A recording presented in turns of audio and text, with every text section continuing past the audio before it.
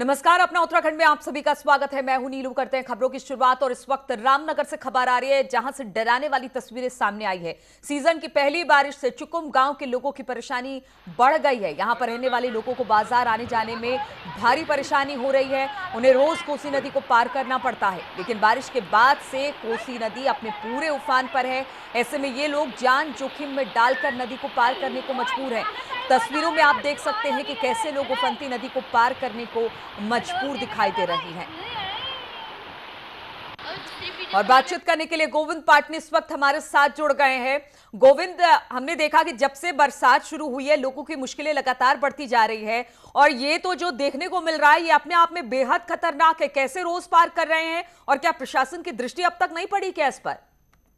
देखिए, ये हमेशा का नहीं है, वो है कि जब भी भारी बरसात होती है तो चुकुम गांव के लोग इस तरह से नदी को पार करने के लिए मजबूर होते हैं। इनके पास आवागमन का कोई भी साधन नहीं है। यहाँ पर से एक पुल आज तक आजादी के बाद से आज तक नहीं बन पाया है, जिसके कारण इनको इस तरह से आना जाना पड़ रहा है। हालांकि अभी स्कूल बंद है, लेकिन जब स्कूल खुले होते हैं तो बच्चे भी इस नदी को आर पार करके जाते हैं। आप देख सकते हो किस तरह से अपनी पीठ पे उन्होंने अपने कपड़े बांधे हुए हैं।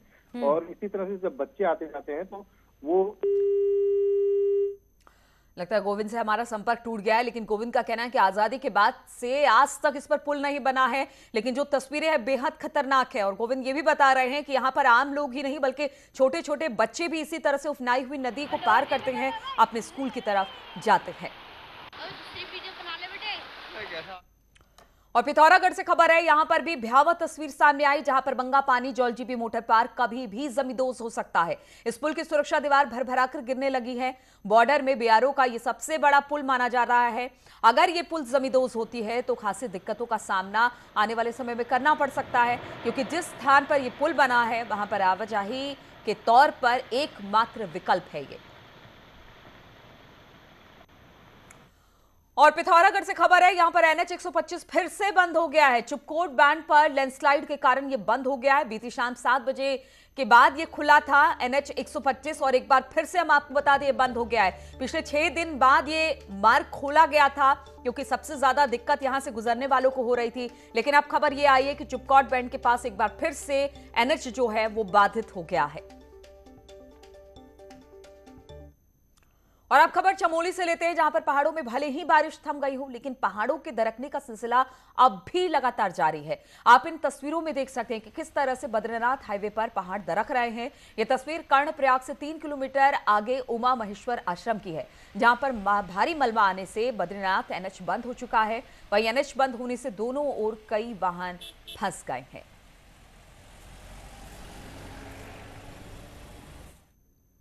और देहरादून में 203 करोड़ की लागत से शहर में स्मार्ट रोड भी बनाई जा रही है, लेकिन जिस तरह से स्मार्ट रोड का काम चल रहा है उससे खासतौर पर बरसात के इस मौसम में लोगों को भारी परेशानी हो रही है। शहर के पास इलाके में अलग अलग सड़कों पर करीब 8 किलोमीटर हिस्से को स्मार्ट रोड में कन्वर्ट किया जा रहा है। इसके लिए मौजूदा सड़क को खोदकर उसके नीचे मल्टी यूटिलिटी डक्ट डाली जा रही है, लेकिन 2019 से अभी तक 2 साल में सिर्फ कुछ फीसदी ही काम हो पाया है। ऐसे में खुदी पड़ी सड़कें लोगों के लिए परेशानी का सबब बन रही है। योजना के निर्धारित समय जून 2022 में पूरा होने पर अब संशय बना हुआ है। जल भराव तो वर्तमान में ऐसा कोई भी स्मार्ट रोड के ऊपर नहीं है, और देहरादून में वैसे भी जो इसकी टोपोग्राफी है उसमें जल भराव बहुत कम होता है, क्योंकि बहुत ज़्यादा जो है एक तरफ की तरफ ढाल होती है।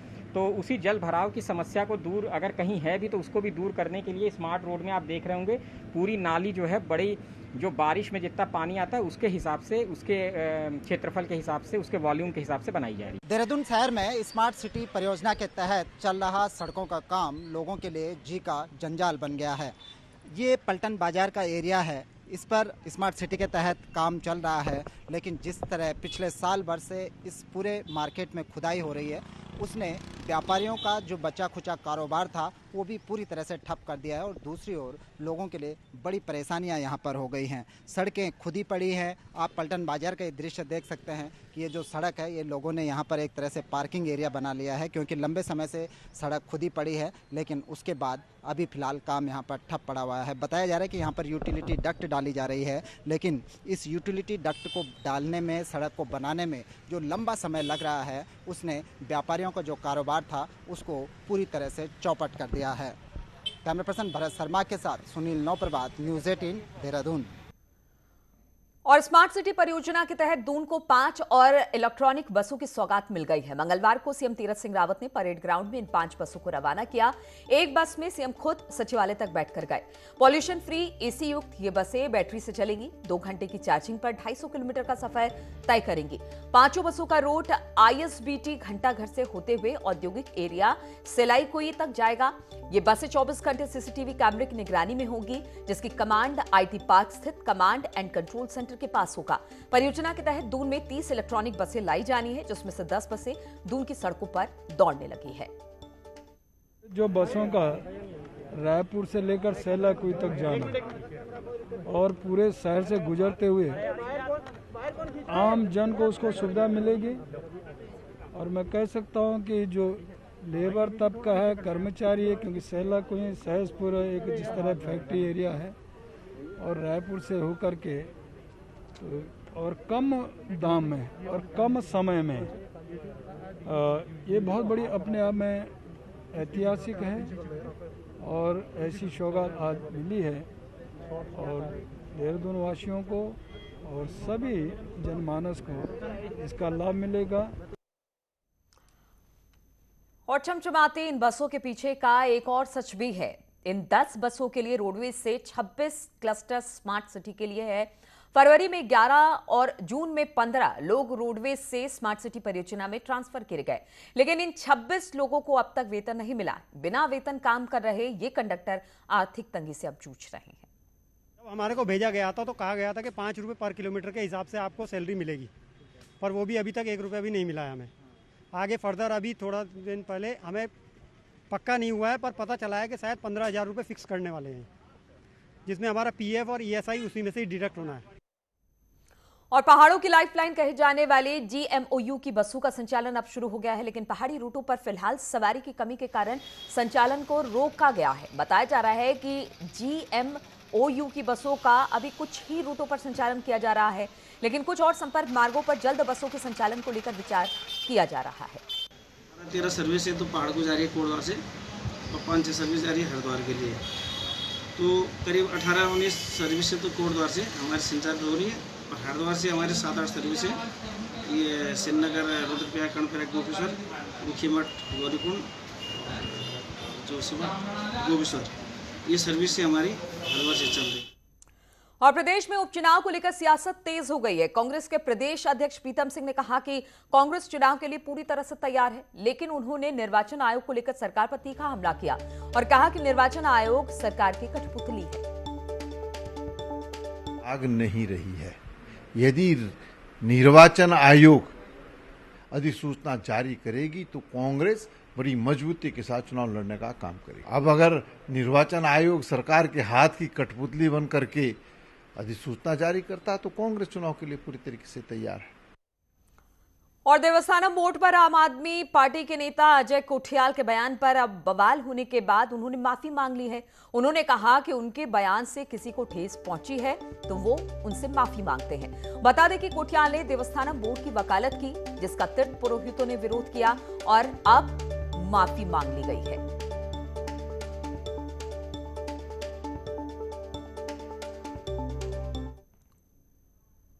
देवस्थानम बोर्ड पहले तो होना चाहिए, लेकिन प्रेजेंट फॉर्म में बिल्कुल भी नहीं होना चाहिए।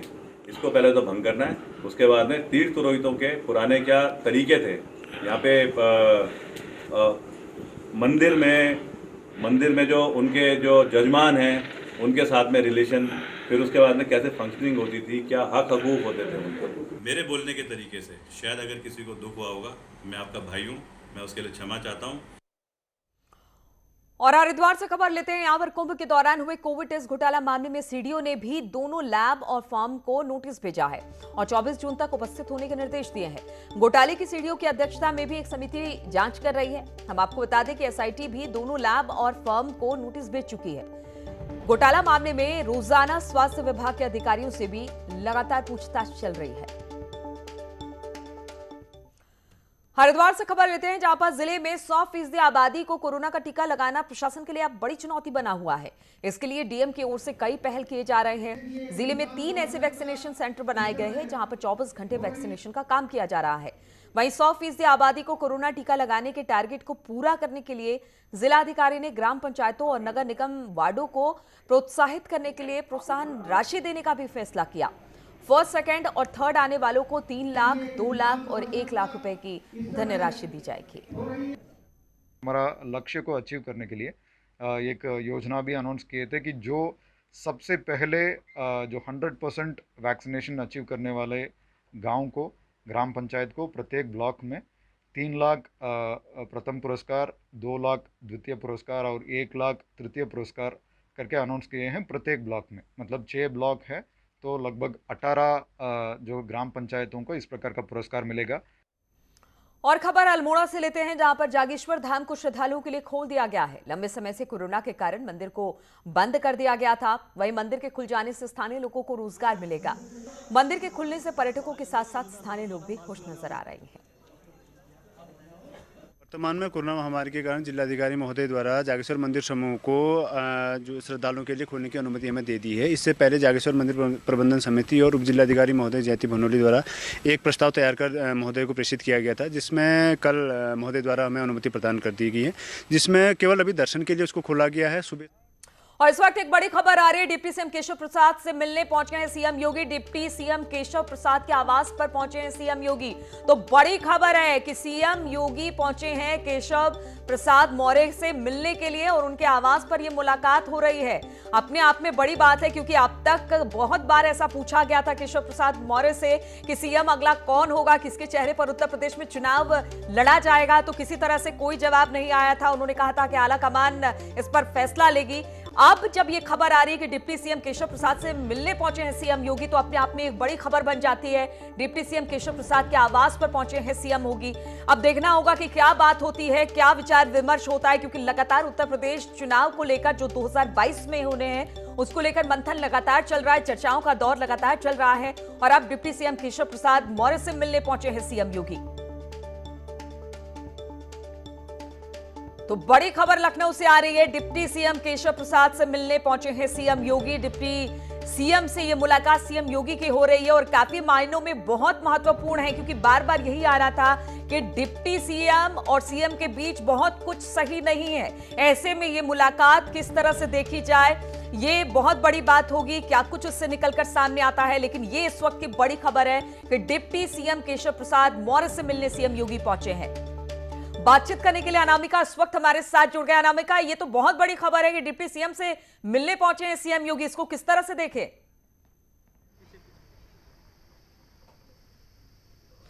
और देखिए, जिस तरीके से अगर बात की जाए उत्तर प्रदेश में 2022 के चुनाव की तैयारियों को लेकर लगातार बैठकों का दौर चल रहा है। संघ से लेकर के पार्टी तक, पार्टी से लेकर सरकार तक, सभी एकजुट होकर के 2022 के चुनाव को लेकर जिस तरीके से रूपरेखा तैयार कर रहे हैं। इस बीच आज की ये बड़ी खबर है कि मुख्यमंत्री योगी आदित्यनाथ केशव मौर्य, जो कि डिप्टी सीएम है प्रदेश के, उनके आवास पर पहुंचे हुए हैं।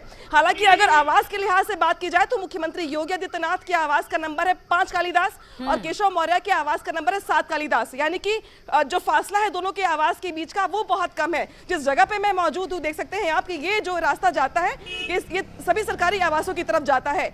अगर इधर से आप जाएंगे तो आपको एक के बाद एक सभी मंत्रियों के आवास दिखाई देंगे, साथ ही डिप्टी सीएम के, उसके बाद 6 KD, उसके बाद 7 KD, यानी कि पहले केशव मौर्य का आवास पड़ेगा, इसके बाद एक गैप करके मुख्यमंत्री योगी आदित्यनाथ का आवास होगा।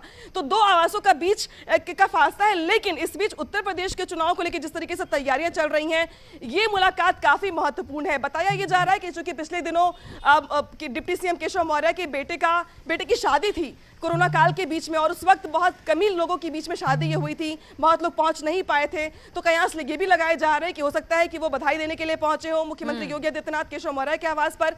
लेकिन इसी के साथ बड़ी खबर ये भी है कि चूंकि BL संतोष लखनऊ में मौजूद हैं, कल से बैठकों का दौर चल रहा है, और इसके बाद चूंकि 2022 के चुनाव को लेकर जो रणनीति बनाई जा रही है उसमें सबसे बड़ा टास्क जो होगा सरकार के सामने वो ये है कि किस तरीके से एकजुट होकर और एक रूपरेखा तैयार करके आगे चुनाव में जाए, ताकि विपक्ष के सामने कम से कम इस बड़े किले में सेंध करना बहुत मुश्किल हो जाए। और इस लिहाज से अगर बात की जाए तो केशव मौर्य के आवास पर फिलहाल अब जो बैठक है वो चल रही है। मुख्यमंत्री योगी आदित्यनाथ अनामिका, हमने देखा कैसा बहुत कम ही होता पिछले है। दिनों हमने देखा अनामिका कि लगातार मंथन का दौर था, लेकिन कभी सीएम और डिप्टी सीएम को बहुत पास नहीं देखा। आप जिस तरह से बता रही हैं कि घर की दूरी ज्यादा नहीं है, लेकिन हमने देखा कि पिछले दिनों ये दूरी थोड़ी ज्यादा थी। तो क्या हम माने कि इसी दूरी को कम करने के लिए मुलाकात बहुत महत्वपूर्ण होगी? देखिए, आमतौर पर जितनी बैठकें होती हैं सरकार को लेके, मंत्रिमंडल को लेके या कैबिनेट बैठक की बात करें हम, तो वहां पर वो बैठकें या तो 5KD पर होती रही कोरोना काल के बीच में, या इसके अलावा लोक भवन में बैठकें होती रही। तो इसमें डिप्टी सीएम हो या मिनिस्टर्स हो, उनको 5KD जाना होता था या फिर लोक भवन पहुंचना होता था। लेकिन बहुत कम ऐसे मौके आए हैं जब मुख्यमंत्री योगी आदित्यनाथ, या यूं कहें तो जितना मैंने कवर किया है उस लिहाज से अगर शायद ये पहली बार है कि जब मुख्यमंत्री योगी आदित्यनाथ केशव मौर्य के आवास पर पहुंचे हों, उनसे मुलाकात करने के लिए, बातचीत करने के लिए, फिर चाहे रीजन चाहे कुछ भी हो, अकारण चुनाव का हो या व्यक्तिगत मुलाकात हो, बेटे की शादी के बाद से पहली बार वो बधाई देने पहुंच रहे हो, तो मुलाकातों का कारण कुछ और हो सकता है, अलग अलग कयास हो सकते हैं, सूत्र कुछ और बता रहे हैं, यहाँ के आवास के लोग कुछ और बता रहे हैं। लेकिन हाँ, इस बीच बड़ा घटनाक्रम तो खैर ये है ही उत्तर प्रदेश के लिहाज से, जहां पे मुख्यमंत्री योगी आदित्यनाथ केशव मौर्य के आवास पर पहुंचते हैं और ये बताया जाता है कि संघ के कुछ लोग भी वहां पहुंच रहे हैं। तो चुनाव के लिहाज से भी काफी महत्वपूर्ण हो जाता है, व्यक्तिगत बातचीत के लिहाज से भी काफी महत्वपूर्ण हो जाता है। और जिस तरीके से इस पूरे चुनावी परिप्रेक्ष्य में अगर देखा जाए तो अभी वैसे तो 6 महीने का समय है चुनाव में, लेकिन 6 महीने पहले से ही बीजेपी स्ट्रेटेजी पे काम करना बिल्कुल शुरू कर अनामिका, देती है। 6 महीने का वक्त है, वक्त बहुत ज्यादा नहीं है चुनाव के लिहाज से। लेकिन जिस तरह से केशव मौर्य के आवास पर पहुंचे हैं सीएम योगी, हमने पिछले दिनों देखा कि जब भी केशव प्रसाद मौर्य से यह पूछा गया कि 2022 के चुनाव का चेहरा कौन होगा, क्या सीएम योगी के नेतृत्व में लड़ा जाएगा, उन्होंने कभी भी एक बार भी खुल के नहीं कहा कि सीएम योगी के नेतृत्व में। उन्होंने कहा कि आला कमान ये तय करेगी। तो पार्टी कहीं ना कहीं ये कोशिश कर रही है कि अंदर खाने जो भी तलखी हो या जो भी चीजें निकलकर सामने आ रही है उसको सबको यहीं पर खत्म किया जाए, क्योंकि चुनाव बहुत ज्यादा दूर नहीं है। देखिए, यहाँ पे 2-3 बातें हैं जिसको मेंशन करना होगा और इस पर चर्चा भी जरूरी है, क्योंकि एक तो पहली बात आपने ये कही कि केशव मौर्य ने हर बार ये कहा कि केंद्रीय नेतृत्व तय करेगा, और ये बीजेपी का फॉर्मेट भी रहा है। आपको याद होगा कि 2017 के चुनाव से पहले भी कुछ ऐसी स्थितियां थी जहां पे पीएम मोदी की ताबड़तोड़ रैलियां हो रही थी, लेकिन मुख्यमंत्री के नाम को सिर्फ और सिर्फ कयास ही थे, कॉन्क्रीट कुछ भी नहीं था। लेकिन बाद में मुख्यमंत्री योगी आदित्यनाथ को यूपी की कमान दे दी गई। अगर महाराष्ट्र की बात करें इसके पहले या अलग अलग राज्यों की बात करें तो बीजेपी का फॉर्मेट ये रहा है कि जहां पे मुख्यमंत्री के नाम का पटाक्षेप बहुत पहले नहीं किया जाता है और केंद्रीय आलाकमान ही तय करता है चुनाव के बाद। तो ये तो रही प्रोटोकॉल की बात। लेकिन अगर दूसरे परिप्रेक्ष्य में देखा जाए इसको, तो कल ही संघ के नेताओं के साथ लंबी बैठक चली है।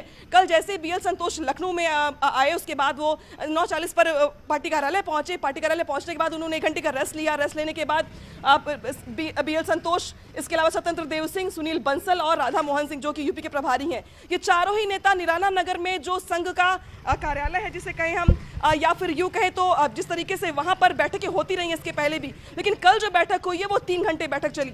11 बजे से करीब 1:30 बजे तक वो बैठक चलती रही और लंच करने के बाद ही बीएल संतोष वहां से निकले। तो बताया ये गया कि जिस तरीके से 2022 के चुनाव को लेकर तैयारियां चल रही हैं, इसमें संघ के नेताओं का फीडबैक, जो उनका सर्वे होता है, जो उनकी रिपोर्ट्स होती हैं और जो उनको क्षेत्र से मिलता है, उसके बाद ही निर्णय लिया जाता है कि प्रचार का खाका क्या होगा, चुनाव अभियान में किन किन मुद्दों को उठाना है, किन किन मुद्दों पर चर्चा नहीं करनी है, या किन जिले से क्या रिपोर्ट्स आ रही है, कहां पर किस तरीके से लॉस हो रहा है या प्रॉफिट हो रहा है।